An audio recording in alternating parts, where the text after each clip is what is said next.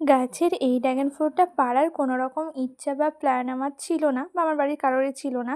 কিন্তু হঠাৎ আজ সকালে গিয়ে দেখি এই সাইডে ছিলকাটা ওঠা।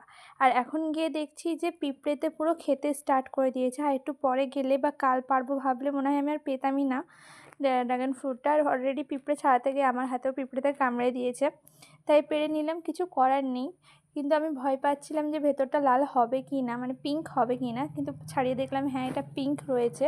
মানে অন্তত পাকতে স্টার্ট করেছিল, কিন্তু গাছ পাকা এখনও হয়নি। আমাদের গাছ পাকা হয় বলে খুবই টেস্টি হয় খেতে, মানে দোকানের কেনার যেটা খাই সেটা অতটা মিষ্টি হয় না, কিন্তু গাছেরটা খুবই মিষ্টি হয়। আমি অলরেডি কেটে নিয়ে চলে এসেছি। আর ভেতরটা দেখতে হবে তোমরা, এখনও একটু একটু সাদা রয়েছে, মানে পুরোপুরি পাকেনি। চলো টেস্ট করে দেখা যাক।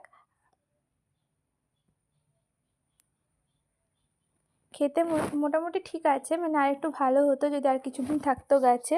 আর এটার কালারটা দেখবে, দেখো প্লেটেও লেগে রয়েছে আর আমার হাতেও কতটা